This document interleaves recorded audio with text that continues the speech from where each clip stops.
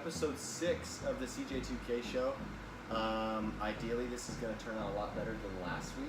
Last week was great. We were talking about it took like 4 weeks. Took a while. A lot of back-end stuff. Not fun. Learned some things, ideally. I think we learned some things. We also didn't learn some things.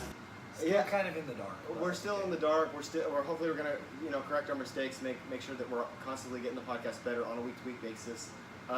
Today, what But we're also gonna do, releasing it. That was our big one. We were trying to releasing make it better the and better and timetable better. of when it was. Then Yeah. we ended up shooting ourselves in the foot because we kept trying to go and then couldn't it release just because it was prolonged it. getting Yeah. worse, and so finally we just had to before we filmed Yeah. this one. So we think we fixed it. We should be good this week. Hopefully you guys like it.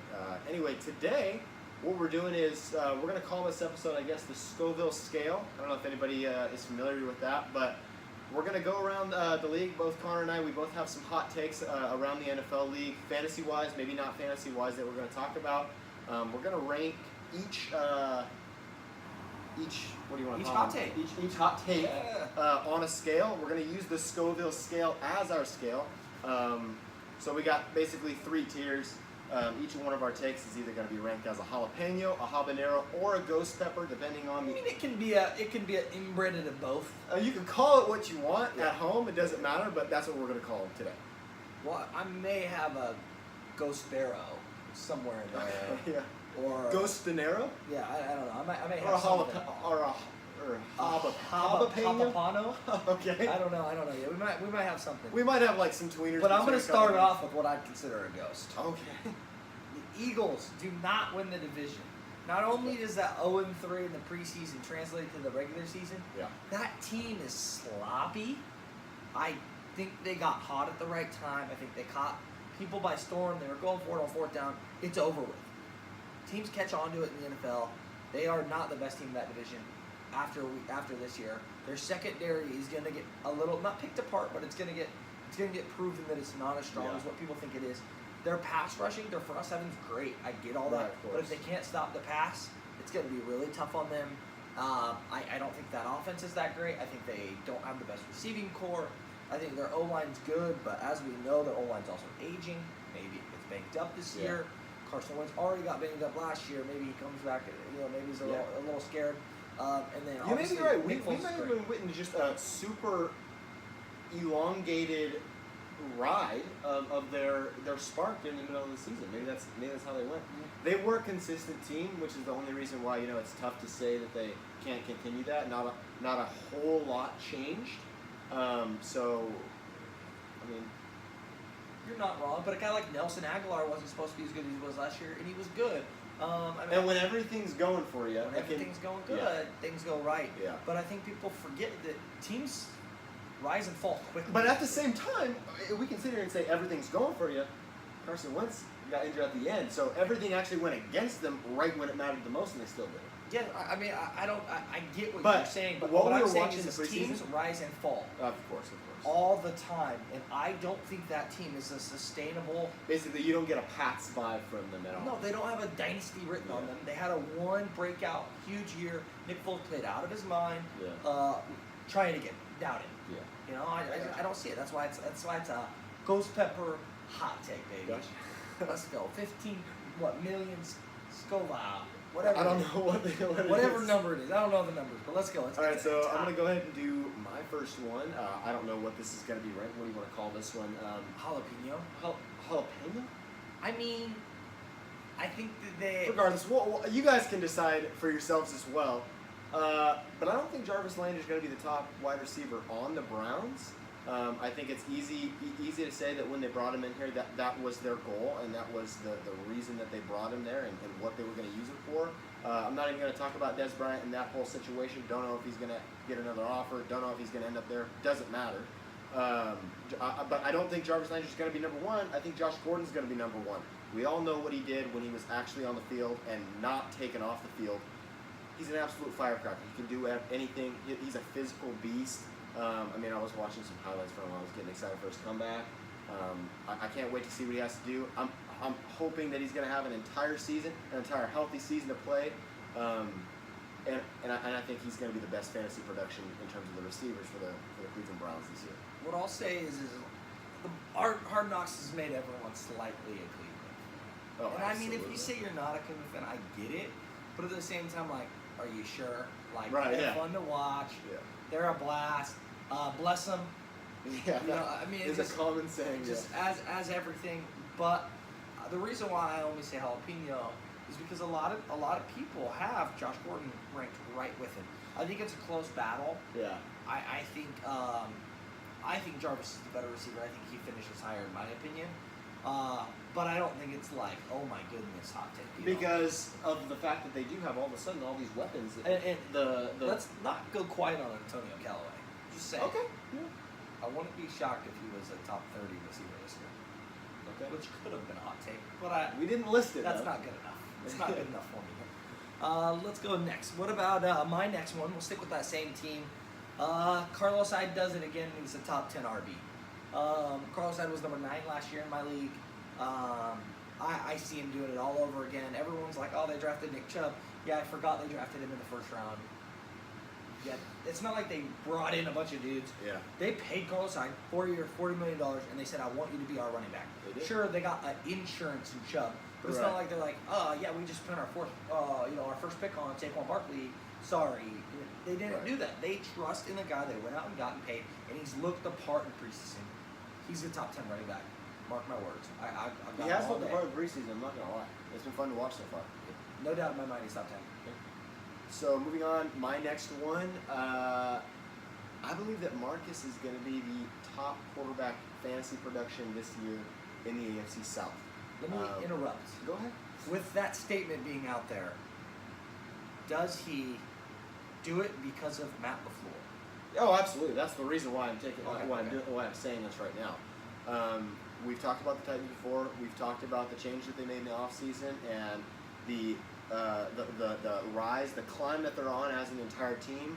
Not only their defense, but I think their offense is included in that. I think LaFleur is the type of guy that's going to come in there. He learned some stuff from the Rams. He learned some stuff from Sean McVay, and I think he's gonna know how to put the pieces that the Titans have together in the jigsaw puzzle effect that they've been looking to do for a while. They've had pieces to their offenses that any other B plus B teams have had in the past few years, but they're failing when it comes to putting it together and utilizing them the way that they need to be utilized.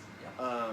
And with that being said, I think that is directly going to affect Marcus just strictly because of how much a quarterback is reliant on the things around him. So I think that if all those things are put together, Marcus is the guy that is absolutely going to realize and is going to be on board with LaFleur's mindset of who needs to be where, what's happening, how everybody gets utilized in that offense, and I think Marcus is going to come out on top. Not to mention the fact that he has his legs. I mean, if he even did 60% of what Russell Wilson did last year, it's going to be an increase from what he's done so far in his NFL career. And I think that is the trend that he's on path for, and I think he's going to do it this year. Wow. That would be ghostly, and the reason why is that's in a division with Deshaun Watson And Andrew Luck. what people are considering a healthier Andrew Luck. Yeah. If Marcus beats both of them, that would look good on Tennessee's end Absolutely. for this That's year. a win. That's an absolute win. Well, not only is that a win, that means that they are winning. That's true. Very Yeah. much so. Yeah. I'm going to go back to the team I was just talking about prior, and as I've said here before, and as I will continue to say until they break my heart, the Browns will be going to the playoffs this year. I have no doubt in my mind they catch that wild card. No, I do not think they beat out the Steelers, but yes, I do believe they catch a wild card, and I do believe they are playoff bound this year after not winning. Do you think wild card 1, wild card 2? It doesn't matter. I'm not going to go into too much detail with Yeah. it, but they will make the playoffs this year. They brought too much talent in. They drafted too well. Guys like Myles Garrett are looking scary. I mean, I'm talking like J.J. Watt scary on that D line. I can see them being that good. Yeah. All right. Simple Well, as that. back to me. I'm going to stick with the AFC South. Another hot take is I don't think the Jags are going to win the division again this year. Last year they had just about everything going for them on the defensive end. I don't think much changes there. But what I do think is that a lot of the wins that the Jags got with the Jags offense just coming in, just doing the bare minimum of what they had to do to win those games, I think those are going to be exposed this year. I don't think they're going to get as many of those sneak away wins. I also don't think they're going to have as many of those explosive out of nowhere wins like the first time they played against the Steelers, and that was, I mean, it was either the first time or the second. It was the first time when it was an absolute blowout. I don't think they're gonna have any games like that. Don't get me wrong. I don't think, like I said, I don't think their defense is going to take a step back. I think their defense is still going to be there, but I don't think they're going to be able to shy away from the catching up to what other offenses are doing. I don't think they have the ability. Breaking news just came in as well. What's the breaking news? Marquise Lee just got carted off with a knee injury. Where'd you see that? Computer, TV, Okay. all over the place. So Marquise Lee is now hurt. I get that they were as good as they were last year without Allen Robinson, but they did have Marquise Lee and they had some other receivers. My But like I question said, is at what point are you going to sit here and say, man, their offense can still be good without a lack of personnel? And my problem is teams that are good without personnel, skill position wise. Yeah. You know, the Patriots of the past. I know the Patriots have good skill guys, but they've never been like Peyton Manning skill guys. You know what I mean? Like they've never had the superstar out wide. And if you're going to have that path, you have to have an elite quarterback and a very good O-line that blocks to the offense. I think they kind of have the O-line figured out. I think their O-line's good, and I think it's getting better. Yeah. Especially after Norwell came over. But I think Leonard Fournette runs at a poor yards per run clip. I think he is a poor every down back when it comes to yards per carry. I think he's a good back, but I think there are a lot of plays he plays poorly. Yeah. I think Blake Bortles is a bottom 5 starting quarterback in the NFL. I do too. And I think if you add the fact that they don't have a lot of receivers out wide and they're getting even thinner than they were, I just don't see that offense being able to score enough for them to make it to Exactly. the playoffs. They had multiple. I think it was two, possibly three of Did the. you not hear me? Go ahead. For them to make it to the playoffs. Oh, for them to make it to the playoffs. Sure. Yeah. And not only do that, I'm in the division. Their offense might be so bad they can't make it to the playoffs. Oh yeah, I don't necessarily have anything against that either. Because to be honest, just by looking at that entire division, I don't see two teams coming out of it. So by process of elimination, I don't think that when I say the Jags aren't winning the division, I don't think they're going to get a wild card spot. There's too much talent elsewhere in the AFC. It's going to get swooped up by someone else. I mean, I would almost argue that they have 3 teams that could be playoff bound in that division too. Yeah. I think the Texans are talented enough. I could say 4 because the Colts with Andrew Luck are good enough. Because when Andrew Luck is at his peak, Andrew Luck is good enough. I think yeah. So that's interesting.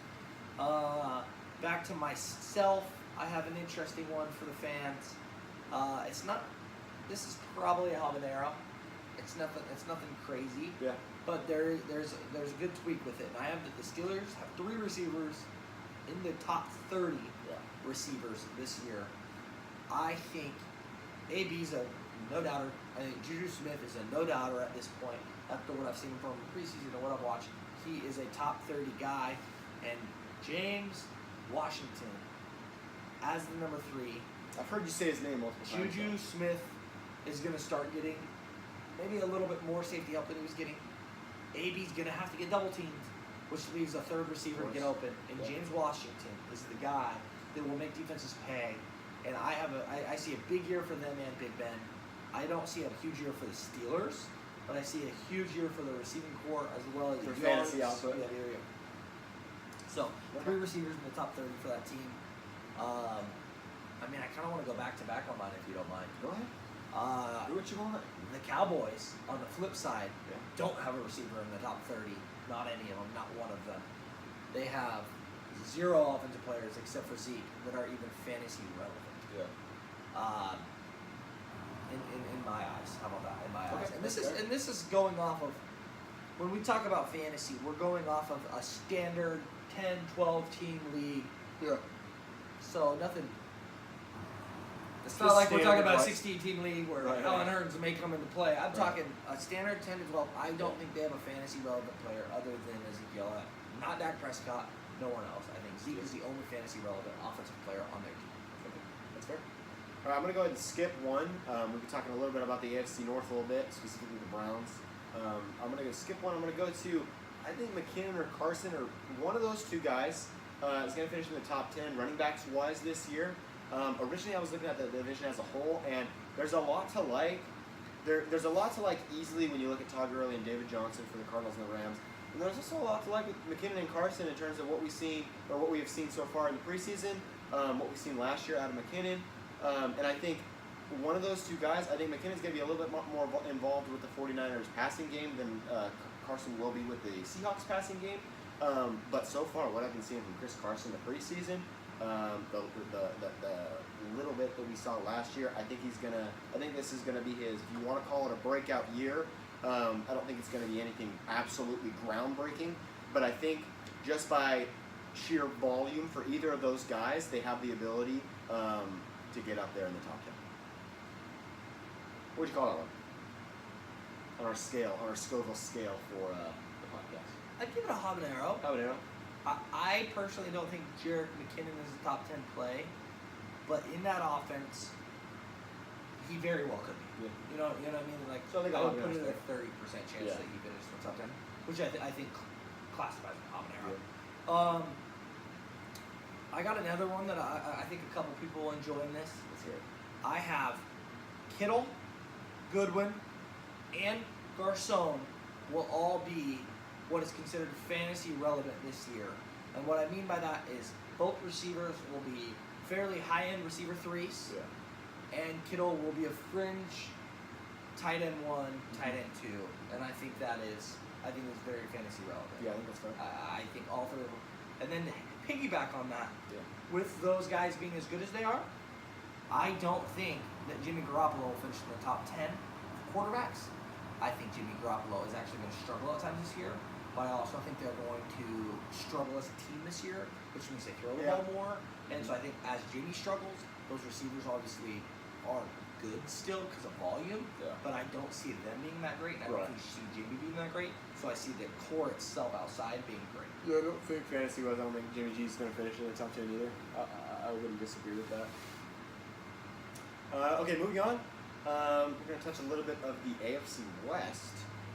There's a lot to like, there's a lot to dislike. And when I say a lot to like, I mean the Chargers. When I say a lot to dislike, I mean kind of the rest of it.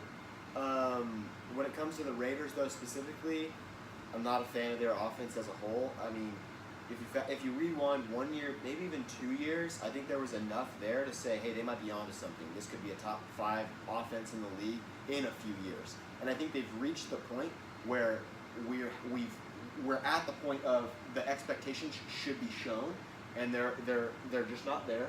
Last year was horrible. Has Derek Carr and Amari Cooper peaked 2 years ago? Like if you asked me that 2 years, no way. You asked me that in the middle of the season, I say hope not, but still I don't think so. And when the season ends, and even now, I don't know. I mean, we saw a flashy play of him, Amari Cooper grabbing a ball in the preseason. This week or something like that, and those are the types of passes that he has the ability to do, and he can save his image in a game because of one or two of those. But as a whole, I don't think that they've pieced it together the way that they wanted to. I think with Crabtree there last year, they had the mix that they needed. But even bringing John Gruden and losing a couple guys, Marshawn Lynch is getting old. I mean, I don't think he's going to be relevant anymore, to be completely honest. I think he's going to serve that team maybe he'll be used when he needs to, and he'll have some touches. He'll have some red zone touches. Maybe his touchdowns are a little bit higher than I might expect, strictly because of that. But even with John Gruden entering that team, I think their offense is not going to be anywhere near where we thought it was going to be 3 years ago. Wow. I don't disagree, but I also disagree. Like, it's that weird one. I like Amari Cooper this year, but at the same time, it's like, do I like Amari Cooper because I think he should be drafted at receiver 30 because he was so bad last year that he might get top 20 play, or do I like him because I remember with Crabtree leaving? 4. And we talked about Crabtree so far. I think it was maybe 3 weeks ago, and the fact that with Crabtree gone, this is Amari Cooper's time to do it. There's no one in the way. This is the time for if he's going to do what we were expecting. It is now, and I'm saying I don't think it's going to happen. I think you might be right. I also we might have seen that peak. I would argue one big thing, and that's this: their best running back is not their starter. Their best running back is Rashard, and he's proven that time and time again in the past couple of years that when he gets the ball, whether it's pass game or run game, Rashard knows what to do with the ball, and he just cannot get enough touches in that offense because they keep getting other guys that maybe they like more. And at some point, I don't get it because it's like, don't you don't you just play the guy that performs? Right. Like in baseball we call them gamers, right? The guys who maybe in practice aren't that great. Maybe But when it comes to maybe a they're game- not. Maybe if you put them in a test, a Yeah. spark test or a combine, they just don't perform that well. But when you put them in a game, they just get the job done. Yeah. That's Richard, and Yeah. I don't think. I agree with that. I think he's way better than Lynch. I don't think Lynch is good anymore. I think Lynch is washed up, Yeah. and I think they need to give the reins to a guy who has proven in the last couple of years that again behind that great O line. People forget how good that O line is. That O line is phenomenal. If you put Jalen Richard behind that O line, I could see him having a great year. I could see him having a top 15 running back here if he were to get the reins. He won't get the reins, so he's not even going to be near that. Right, But yeah. I'm just saying, if he were to get it, And him not getting the reins can be an attribution to why I don't think their offense is good, is as good as they should be. Maybe they're not utilizing what they need to be when they need to be. you're 100% right. How about you do 2 in a row? Marshawn Lynch could be hurting them, I guess. We should I- say more than helping. Yeah, I'll go 2 in a row. Definitely believe that. What are we gonna call this? Jalapeno, habanero, or ghost? Habanero. Let me start by saying this. From worst to second, it's habanero. We started the podcast off with Connor's hot take that the Eagles aren't going to win the division. With all that being said, strictly because of who else is in that division, I think they have to. After the Eagles, though, that's where my hot take comes in. The Redskins, even with Alex Smith coming in, with Kirk Cousins leaving, I think there's a little bit of a downgrade there, and that's no offense to Alex Smith or everything that he did last year. That was absolutely phenomenal, and it was so good to see a guy late in his career do that kind of stuff. And not to undermine him or to say that I don't think he's good enough, but strictly with what's going to be given to him now with the Redskins offense, I don't think that anything good is going to come out of that. I can see him finishing 6 and 10, maybe 7 and 9 pushing. And then it comes down to the Cowboys and the Giants. And my hot take is who finishes second in that division. I think it's going to be the Giants. They were absolutely horrible last year. We all saw that. They had a lot of injuries all throughout their receiving corps. Ideally, all those guys are going to be back. They're going to be healthy. They're going to be utilized the way that they're supposed to be. I mean, we're talking about a Super Bowl winning quarterback here, still throwing the ball. We're talking about Eli Manning, a guy that could be in the Hall of Fame. So I don't necessarily think that all of a sudden that's going to go away. And after the injury last year, with everything, they just forgot how to do it. They introduced Saquon Barkley. Their running backs were absolute trash last year. And I hope Saquon's going to do well. I think it's very easy from the outside to say that he has to just because of how he is as a person, how he is as a player, how he runs, his physical nature. It's hard to say that he can't be. So I think with all those pieces, I'm not saying they're pushing the Eagles for the first spot by winning the second spot, but I think that it might be a little bit of a fight between the Giants and the Cowboys. And I think the lack of firepower with the Cowboys' offense now, excluding their running backs, is going to hurt them. I think the Giants come out victorious and finish that. I wouldn't be surprised if he finished first. The Giants? Yeah, I already said the Eagles don't win the division. I wouldn't be shocked if the Giants are. I mean, we're talking last year, this time. I was arguing that the Giants might be the Super Bowl prediction. They were my Chargers last That's year. true, yeah. I We was talked very about that, high yeah. on them because the Chargers have a good / great player at almost every skill position and almost every position on the field. And with that said, they have absolute game changers. They have guys like Snacks, who plays an absolutely elite, run stopper. They have a better linebacking core because now they just went out and got Alec Ogletree. You have elite safety in Landon Collins. You got a fairly elite corner. In the Rabbit. I mean, you have so many guys who are good or great. It's like, at what point do they put them together and play together? Right, exactly. It's what my scare is for the Rams this year. You go out and get a lot of eye guys. At what point does me stop working and eye guys take over? Right. Guys like Sue, they might hurt the team. Sure, he's great, but have I seen the Dolphins win since Sue's been there? Right, exactly. Maybe that's the team. Maybe that's him. Marcus Peters, man, the Chiefs have been great. Not. Like, what I mean? Like at what point are those guys actually hurting the school? Yeah. With that said, I'll move on to mine. This one, I think is ghostly. It's getting there. And I think I added a good number there. I think the Colts start 4 different running backs at some point this year. I think Marlon Mack is your guy week 1. Marlon Mack's kind of hurt. Yeah. So if Marlon Mack's hurt, maybe he doesn't start week 1. They have to start Jordan Wilkins or Naheem Hines. Yeah. I don't think either of those guys are that great. I think both of them are actually pretty poor. I think both of those guys get their own turns. I think Marlon Mack comes in. If he can't stay healthy, I think they go get a guy. I think What about, I mean, they have Christine Michael on their team too. Does he somehow make an appearance for a game, you know? Sure. So he starts Christine game? Michael always makes a 3-game stretch. I Right? think all 4 Yeah. of them start games this year, and I don't think any of them are fantasy relevant because I think all 4 are going to start games, and I don't think any of them separates themselves from the pack. Okay. If someone does, it's Marlon Mack. But I Yeah, don't I think agree. any of the 4 do. They don't have any money invested in any 4. You know what says Yeah. they're gonna?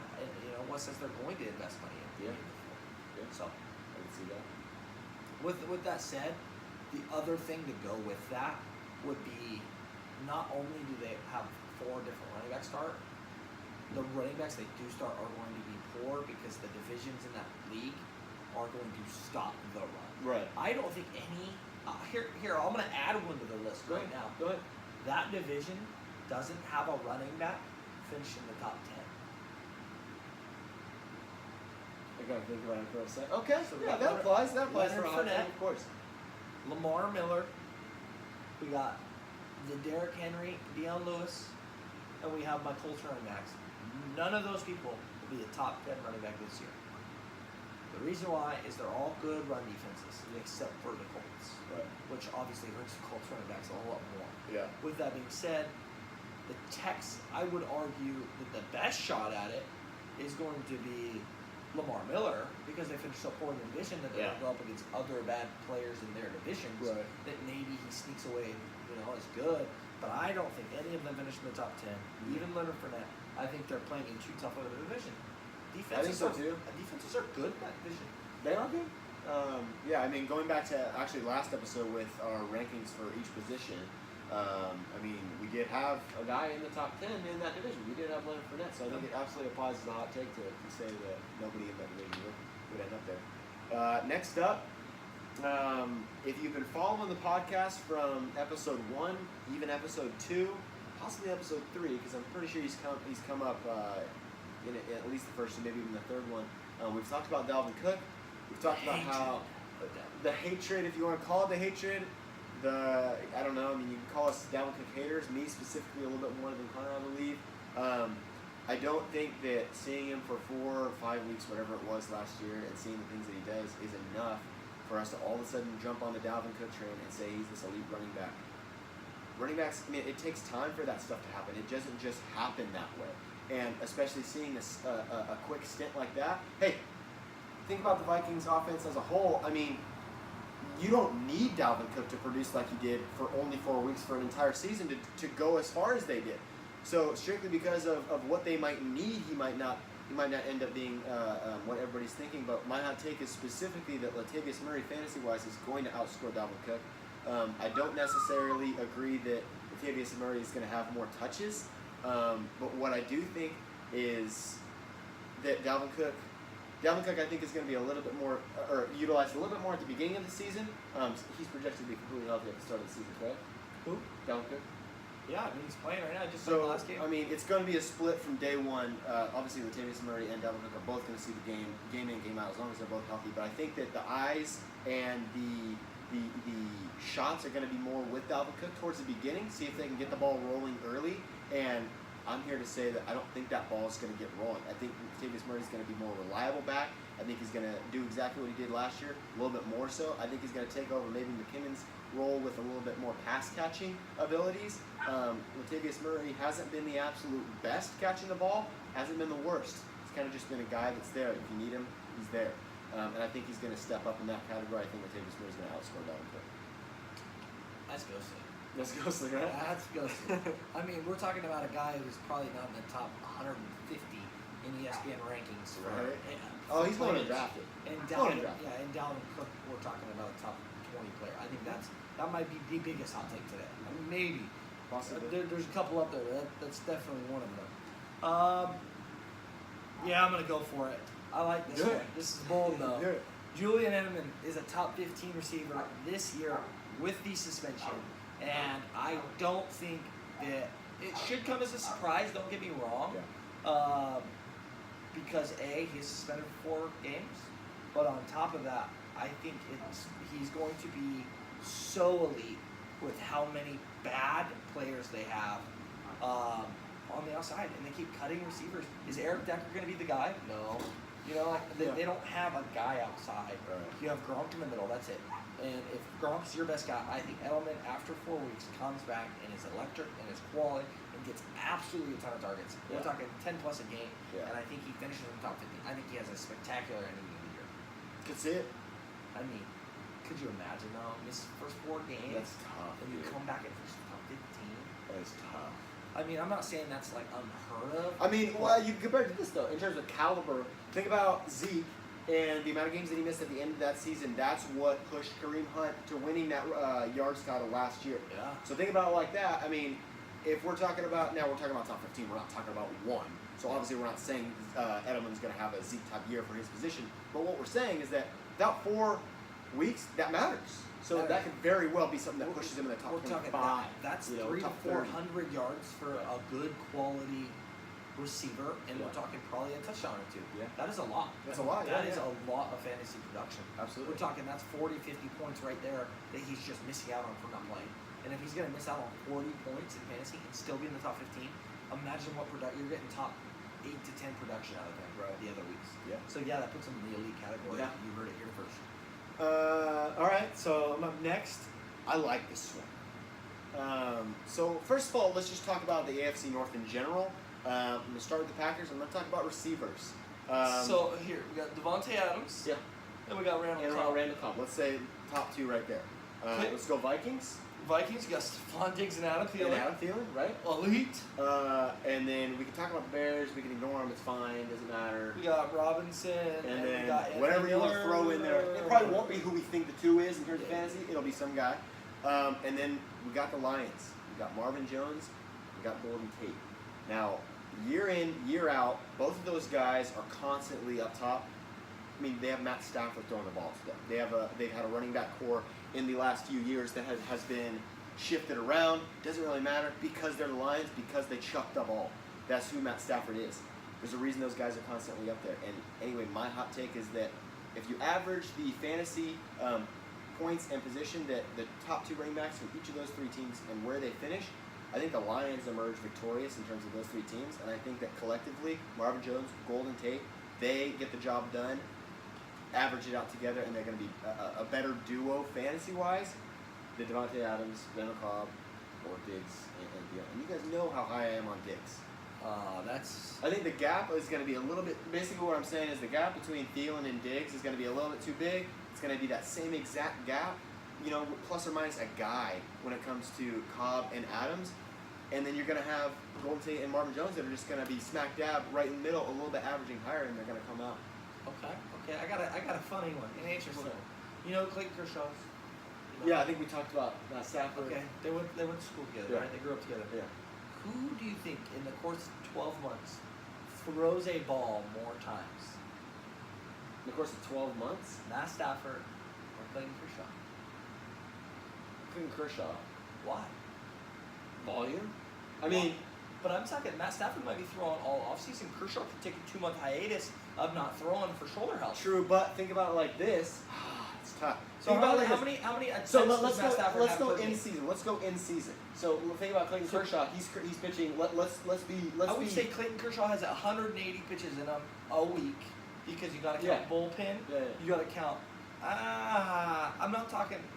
I don't know. If we go, so you might have a point if we factor in off season. If we don't factor in off season, I think it's I'm Kershaw. talking practice. I'm talking it all. But so you got to think Kershaw. He takes multiple days off a week of not throwing the baseball. Where Matt Stafford, I would like to think, is throwing the football every single day.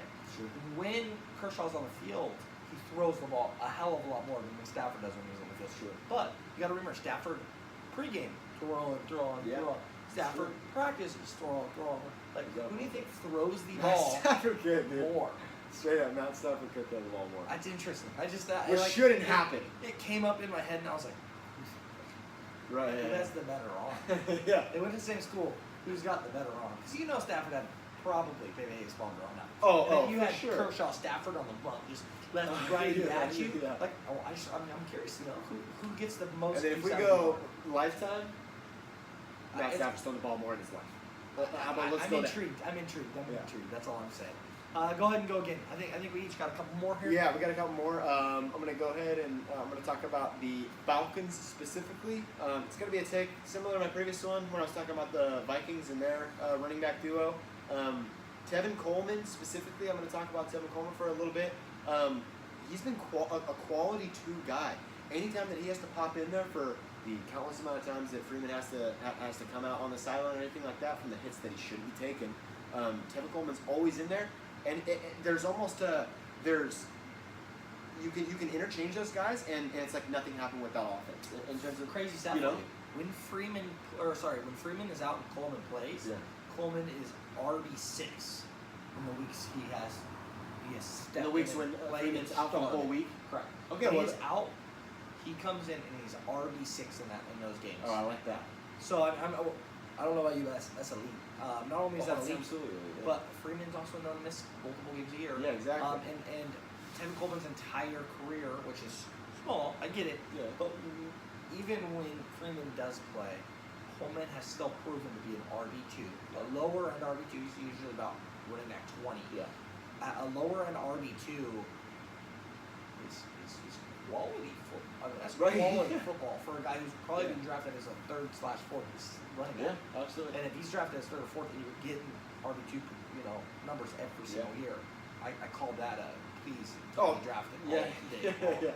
And then the weeks that Freeman's out, now I'm getting a top 5. Now he gets top 100%. Now you guarantee him 100% when he's getting the numbers. I'm guaranteed top 5-6 play. Yeah. Yeah. So clutch. Yeah. But you think he outscores Freeman? Overall, I think he outscores Freeman. Are you?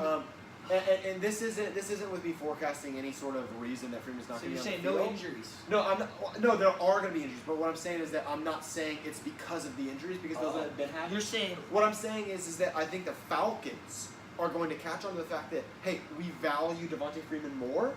Let's not have him on the field and take as many hits as he needs to. So as a result, Tevin Coleman gets in there, and by volume, compared to previous years, on a normal day-to-day basis where they both play, I think he's going to come out. Only way I can see this happening, barring injury, is if Freeman is vocal about not getting a new deal of some kind, of some sort, and I believe he just signed a deal not that long ago. But I mean, I don't know that. But you're saying, But I'm saying, and if there's some sort of disconnect, we got to make him. and they're like, oh, we got to go. Only way. Yeah. I mean, I think Devontae Freeman's elite when he plays. I mean, it's just he also doesn't like to go down after hits. Ends up getting a little banged up every year. Usually in the head area. Usually it's this motion. Yeah. But we won't go there.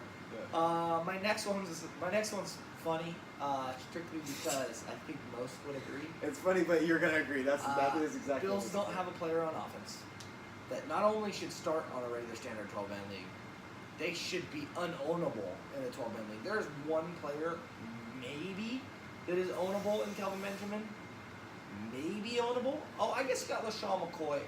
But I think LaShawn McCoy might get suspended. But who knows what's happening this year with LaShawn McCoy? So let's And I leave think it out that because he could, linebacker. for as much as we I know, want him in there. we cannot be there. He is the only ownable player on the entire offense. And not only What is about this? he may be ownable, he's not playable. He's not serviceable as a starter. Yeah. He is not a starter. Well, There's to two make guys. it more comical, we could have said, out of all possible Bill starters in a normal fantasy league, I think Stephen Hauschka's still the kicker. Stephen Hauschka's going to be your go-to guy. Out of everybody you can start the Bills, it's going to be the kicker. I don't know if I want that kicker because I don't think that offense can move. Hey, well, that could be a good thing sometimes. Like, Because if they I can had get into this- no man's land region and then it's field goals all day. If I had this stat for you, off the top of my head, I'd love to make this one. But I would argue that the Bills may get past the 50-yard line on opposing defenses the least amount that any NFL team might have ever had. Like, they might You not want be to know that able stat, to Lewis? get past the 50-yard line more than any other team. I mean, I think they might struggle getting there. Like, they might struggle getting 30 yards a drive. They may struggle getting a first down every drive. Like, that is going to be a task for that team. Like, a team like the Patriots, you're like, oh man, they're going to get, this many first downs every game. Yeah. You're talking about them, you're like, yeah, I can see them not getting a first down all game. Like, they go up against, the Jags and the Vikings. Yeah. You're like, huh, they are going to get shut out. Like, it's not even they may. It's like, no, I'll bet on them getting shut out. Like, they're not that good. Yeah. And so if they're not that good, And I just don't think who's serviceable? Are you Right, really yeah. starting LaShawn McCoy when they have a bad O-line? Regina Cognito's Right. not coming back right now. They have a bad O-line. With the amount of guys that you quarterback. can get, The receivers that are by the time you get stack the LaShawn, box. yeah, no, he's gonna be on your bench for sure. I think that's a fun one. Yeah. So so we're on the last one. Yeah.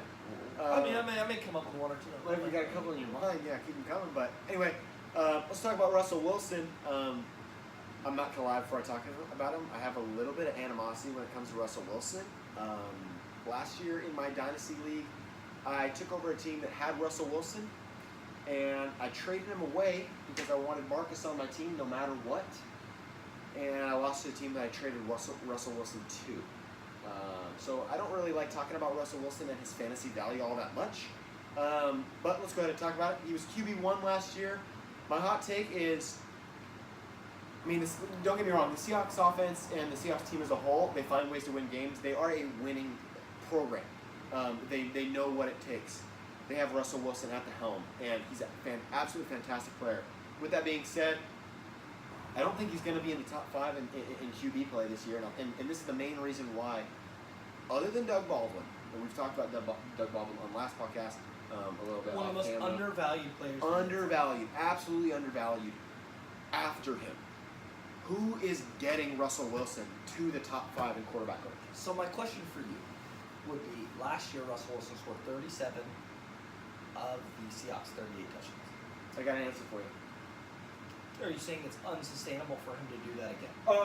Absolutely. I'm going to go ahead and say that it's unsustainable. That's crazy. Not only is it crazy for a guy to be responsible for that high of a percentage of the team's touchdowns. Isn't that ridiculous? It's absolutely ridiculous. 37 of 38. Not only that, but half of the season, come on, whoever they're playing, Did they catch make the on. playoffs? Someone catch on. Did they make the playoffs? Did they? I'm asking. They did not. They did not. They just I missed, don't right? believe. I believe they So just they almost missed, made the playoffs. No, yeah, because all 3 NFC South teams freaking made it. Yes, so they almost made the playoffs when your quarterback scored 37 of 38 of the touchdown. That means they had one touchdown where they did this. Yeah. And got it. Well, One. And this leads back to one of my other hot takes. By these being joined together, You're saying Chris Carson could be in the top 10. Chris which Carson means is gonna Chris Carson take- better get a whole lot more of these. he's going to get a whole lot more of those. And not only is he going to get a whole lot more of those, he's going to get a whole lot more of those that actually get to the end zone. I don't think that necessarily volume of handoffs is going to be 37 of 38 is crazy. You're telling me he was quarterback 1 with 37 of 38. What is that? 98% of their touchdowns on offense will come from Russell Wilson. They have no value on Someone's offense. got to catch on to that. Someone's got to.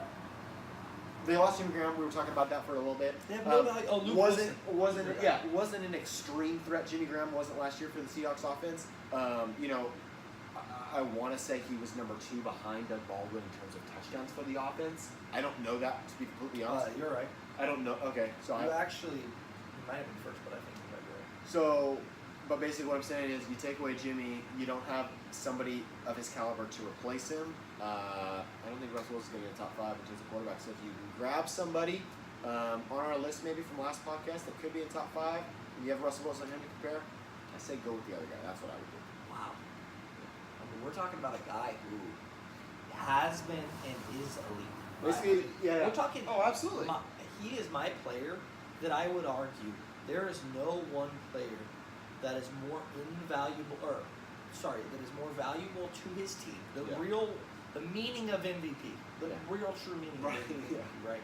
There is no player more valuable than that man right there. Yeah. Russell Wilson. If you take Russell Wilson off that team, I want to be honest with you, and you put in a Sam Bradford, that team doesn't win very many games. Yeah. At what point is that? That was a dynasty. Oh, and people don't want to say that was a dynasty. That was a dynasty. The Seahawks Short-term were a dynasty, short-term we call it dynasty. that, yeah. In 10 years, they were one of the most dominant teams I've ever witnessed, and that defense was silly. They had so much talent. So my question to you would be this: is it over? Not only is it over, is it in full rebuild struggle mode for the next 3 to 5 years? I think so. I think I was on the fringe. Officially, when Richard Sherman, I believe he was already at the 49ers when he made this comment, but he made some, don't quote me on it specifically, he made some sort of comment about how... He said they're different now. Yeah, he said they're different and how it got abused or it left somehow. And so if you're telling me a guy that was at the absolute leader He was the peak of that. that team that is saying that, Richard Sherman, smart guy, knows what he's talking about. Not just going to throw comments out there. I think he is an intelligent man. Yeah. I mean, Stanford degree. So says a lot. I think he prefaced, maybe he may even answered that question for us. I think it's over. That's a tough pill to swallow. Being a guy from the Northwest, I'm not a Seahawks fan by any means, but being a guy who I've been in that stadium, I've witnessed it. I hear about how loud it gets and all of this and all of that, and hear that it's over. Like to hear that it may not come back for multiple years is crazy. So dominant yet so quick. So dominant yet it felt. I mean, I guess they bought low on so many guys. You go get Michael Bennett. You draft guys like KJ Wright and Bobby Wagner. You get guys like Richard Sherman, Earl Thomas. You get guys, Bruce Irvin, you already said Bruce Irvin. Bruce Irvin. Who was the other DN that just got hurt with a back? You draft guys like Cam Chancellor. You get my point. You get all these guys who you either got in free agency, you bought low on all those guys, and their contracts come up. Right. It just shows you can't pay all your guys. So you got to be able to build within the draft. You got to be able to do all these things, and they've proven they can. I mean, their team's not getting bad. Their defense is bad. Right. Yet they've lost all these guys year in and year out. Yeah. But it's crazy to me how it blew up so fast. Like I thought it was a love parade in Seattle. You know what I mean? Like I thought every player loved each other. I thought they were in it for the long haul. I thought a lot of guys. I thought Richard Sherman would retire as the Seahawks. And then all of a sudden, all this blew up. And I was like, dude, these guys some made internal stuff Seattle. that goes in within an organization that we're just not seeing, and something there. The spark is lost. It's mind blowing to me. Yeah. In other words, so my question to you Let's hear it. is there a team in the league right now after watching preseason that you think is a shocker, like is actually good? I mean, my easy answer is yes, the Browns. Okay. So other than the Browns, do we have anyone? Other than the Browns, Like, do you have anyone that you're like, man, they take the next step? Like, are the Bills good? Josh Allen's looked good. Yeah. But you're saying Andrew based Luck on looked great today, 8 for 10, 80 yards and a touchdown. He looked great today. Could they be good? Like, do you have someone that you're like, yeah, they could take the next step? And by taking the next step, I mean they could not be a crapshoot. Is there a team like that? You can say no. I don't have one. No, I don't have one. Okay, so now I'm guessing you do since you're asking. No, I don't. Oh, okay. My other question to you would be: every year, there are obviously a flip flop of teams that make it and don't make it to the playoffs. Yeah. Last year there were 6 different teams. How many different teams make the playoffs this year that didn't watch? This is a great question, first of all, because I believe it was. I can't remember if it was and I'm not episode 2 or talking episode 3. We don't have to put it into stone. This is my playoff team. Right. Just top of your head. I say 4. Like I mean, how many? I think 4 is a great number. You think 4? Yeah, there's no way. I mean, literally just because of what you were saying. I remember in podcast, I think it was 2 or 3, we were talking about who we could see going to the playoffs, and obviously the biggest take about that whole thing was the fact that you had the Chargers winning the Super Bowl. But with that being said, other than the Chargers, I think the Chargers were one of 2 out of 12 teams that we picked that didn't go to the playoffs last year. We picked 10 of the same 12 or something crazy like that. I would argue like that can't happen. I said the Vikings were going to go to the Super Bowl. I don't think they will anymore. You think so? After watching preseason, I think that it is fair to say that there could be a year of regression. Yeah, of not only regression, but a year of learning. Going from quarterback to quarterback is tough. Going to Kirk Cousins is much harder. Kirk Cousins asks a lot of players. He asks a lot out of his players. And he challenges coaching staffs and owners with playbook and things like that. Yeah. I could see that team, maybe not beat bad. I'm not saying beat bad. I'm saying they could struggle at times next year. They absolutely could. So I wouldn't be surprised to see that. Yeah. Any other questions? I mean, can we just say happy first college football We game? have college football right here. This is You the guys first can't game. see it. Hawaii is winning at halftime. They look good. I like their helmets. I see Oregon. You see Oregon in the back though. I mean, look at it's football season, baby.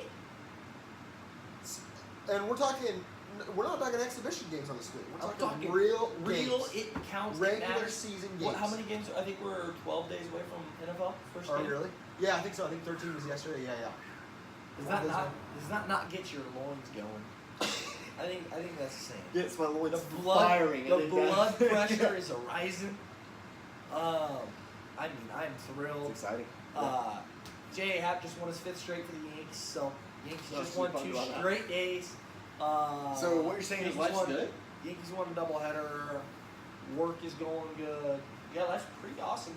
Yeah. Yeah, life's I mean, good I right hope everybody out there that's watching, they're enjoying this podcast. They're enjoying. I mean, if you've been following for a little bit, you've Yeah, kind of seen the different steps that we've been With taking. that word you just used, following.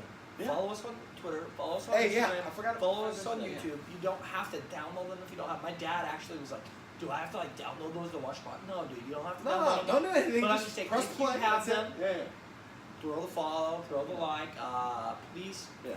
please definitely. The one thing is definitely follow YouTube. That's where we post them. Yeah. That way of you course. just get a notification Yeah. when we post the video. Yeah. That way it's not. I want you guys to be able to watch it if it's something you enjoy. Yeah. Feel free to show other people.